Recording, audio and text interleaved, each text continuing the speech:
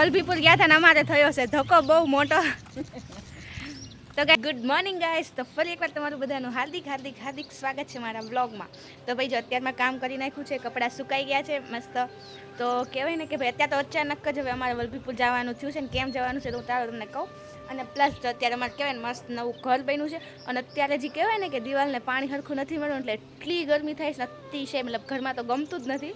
તો અત્યારે હું તમને ઘરનો હાલ બતાવું, બધા બેઠા છે અને હું બહાર આવી ગઈ છું.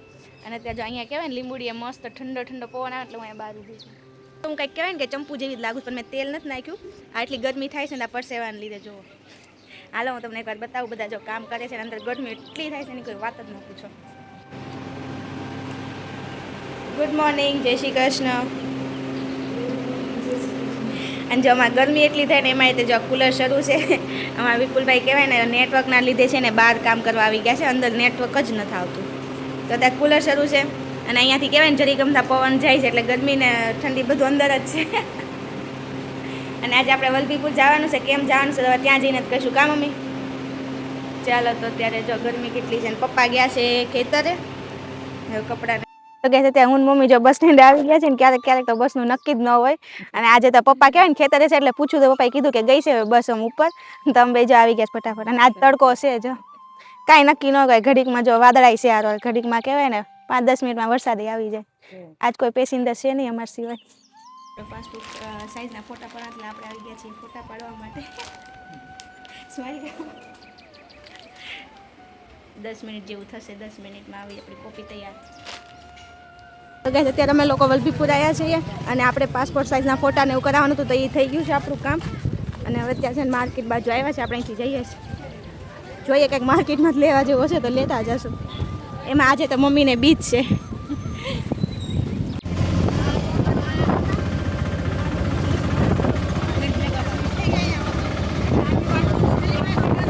તો ગાઈસ આપણે વલભીપુર ગયા હતા ને અમારે થયો છે ધક્કો બહુ મોટો.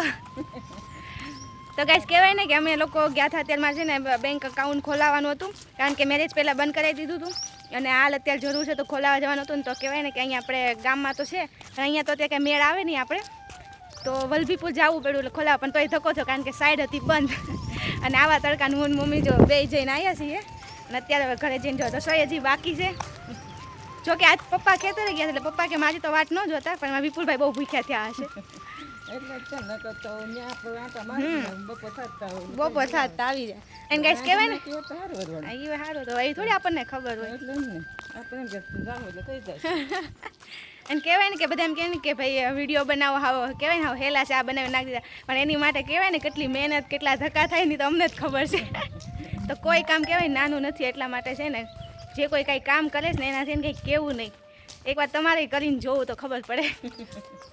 અને કહેવાય એમ એવું હોય કે ભાઈ અમુક લોકોને એવું હોય કે આ લોકો તો પૈસા કમાવા મળે પણ એમાં તો મહેનત કરવી પડે. તમે જેમ નોકરી કરો ને એમાં આ એક નોકરી જ છે. ભાઈ આવશે એક ટાઈમ લાગશે પણ એની માં તમે મહેનત કેટલી કરીએ છીએ તો કોઈ ન બતાય, પણ આવશે એ બતાવશે ખાલી. કારણ કે એની માટે કહેવાય ને તોય હું હજી થાકી જાઉં છું એ બધા કામ કરવામાં, ક્યારેક અનરેગ્યુલર થઈ જાઉં છું. બહુ મોટું કામ છે એ તે કંઈ નાનું નથી, એટલે બધું કામ મુશ્કેલ છે. નોકરી કરો કે પછી આ કરો. અને અત્યારે મેન કામ છે ઘરે જઈને રસોઈ કરવાની. કહેવાય ને કે આપણે બહાર ગયા હોય ને પછી આવીને જો ફટાફટ જે રસોઈ કરવી પડે ને. અને જો અત્યારે છે ને ગરમા ગરમ પૂરી અને સૂકી ભાજી કરીશ. આજ મમ્મીને બીજ છે એટલે સાંજે એમને ફરાળ ને એવું થઈ જાય ને અત્યારે એકટાણું હોય તો જો પહેલાં છે ને ગરમ ગરમ પૂરી કરી નાખી, મસાલો ને એવું તૈયાર છે. અને ત્યાં મમ્મી જો સૂકી ભાજી વઘારે છે. હું હાવ જોઈએ ને ચૂંદો કરી નાખું એટલે મમ્મી લાવો હું જ કરી નાખું. ચાલો તો જ્યાં એક બાજુ અમારે છે ને વિપુલભાઈ કામ કરે છે. શું થયું આજ નેટવર્ક આવે છે કે નહીં? આવે છે એમ ને. હાલો આજે તો શાંતિ. અને આપણે જો એક બાજુ કપડાને એવું હંકેલ નાખે સૂકી ભાજીને એવું થાય ત્યાં. પપ્પા ખેતરથી આવી ગયા છે, જમી લીધું છે અને કહેવાય ને બધા જો મમ્મીએ ચા બનાવી નાખીશ અને ચા પીવે છે ત્યાં જો. અને અમારે ત્યાં વલભીપુર જવું ન જવું થાય છે કારણ કે ત્યાં જો વરસાદ અંધારો છે અત્યારે. વરસાદ આવે અને પાછું એમાં એવું છે કે બેંક 5 વાગે ત્યાં બંધ થઈ જાય. હવે જોઈએ હું. Good morning guys. તો જો કાલે આપણે ગયા હતા પણ કાલે કાંઈ આપણે મેળ થયા, આજ પાછા ફરીથી આપણે જઈએ છીએ વલભીપુર. તો જો હું રેડી થઈ ગઈ છું અને મમ્મી પણ થઈ ગયા છે રેડી. અને આજ તો કહેવાય ને વહેલા સવારે 4:30ની લાઇટ વહી ગઈ હતી તો હજી હમણાં જ આવી છે ત્યાં બીજી વાર ગઈ પાછી આવી. આજ લાઇટનું આવું છે કારણ કે કાલે ખૂબ વરસાદ પડ્યો હતો. Good morning. શું કરો છો?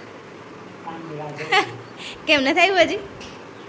એક તો નેટવર્ક પ્રોબ્લેમ, એમાં ક્યારેક કામ ન આવે નહીં, એમાં બહુ પ્રોબ્લેમ થાય છે વિપુલભાઈને. કેમ આજે નથી ઓલું શરૂ ચિડિયાઘર? કામ ચાલુ થયું એવું એમને કામ શરૂ હોય ત્યારે જોવાનું. શાંતિ આવે. અચ્છા એવું એમને. અચ્છા તમે ઈ જોવો એટલે તમારું દિમાગ શાંત રહે એમ ચિડિયાઘરથી. કોણ છે એમાં વિપુલભાઈ જેવું? કમેન્ટ કરજો. જો મમ્મી સરસ તૈયાર થઈ ગયા છે આજ પાછું એમ ને. થાય હું આજ ન થાય તો મમ્મી વારો પાડી દેવાના છે. કાલ તડકાને જઈને આવ્યા ને આવીને રસોઈ બનાવીને એ કહેવાય ને આમ દાંત ચડતી હતી ને આજ મમ્મી કે આજ તો કે અત્યારમાં જ બનાવી નાખ્યું. આજ તો બધે છે ને રસોઈ બનાવી નાખી, કામ પતાવી દીધું. હવે આવીને જ્યારે આવીએ ત્યારે કાં આવીને ખાવાનું જ રહે. બધું કામ પતી ગયું છે ને હજુ 10 વાગવા આવ્યા છે. હું છાજી તો આવી આજ તો નીકળી ગયા પાછા બસનો ટાઈમ કાલની જેમ. આજ થઈ જાય તો સારું છે ને. આજ તો પપ્પા બસ સ્ટેન્ડે જઈને બેઠા છે કે હા થઈ જશે ભાઈ. ટાઈમ એવું હોય કે આપણને થોડું ટેન્શન એટલે થાય કારણ કે આપણે આગે જવાનું ને અહીંયા હોય ને તો વાંધો ન આવે આપણને. એ જ ને નજીકમાં હોય તો થોડું વાંધો તો ઠેઠ આપણે વલભીપુર જવાનું આવવાનું એટલે પછી ન થાય તો આપણને થોડુંક કેવડાવે. અહીંયા હોય તો સમજે હાલો રોજ બે આટો મારી જાય તો વાંધો ન આવે. ચાલો એટલે બસ મળી ગઈ છે. આજ બહુ મોડું થઈ ગયું બસમાં. મમ્મી તો ગાહા ખાય છે. કામ પતી ગયું છે ને હવે કહેવાય ને કે જો આવી ગયા છે ખમણ ખાવા માટે. બહુ થાકી ગયા છે આજે તો ગઈ છે ત્યારે કહેવાય ને રાતના લાઇટ વહી ગઈ છે ને અત્યારે અમે જો બધા જમીન પાર્ટી કરીએ છીએ ભૂંગળાની ને સોડાની. હા છક દઈને છક મોઢું બંધ રાખજો. આઈ લવ યુ. તમને શું લાગે મને ઇંગ્લિશ નથી આવડતું?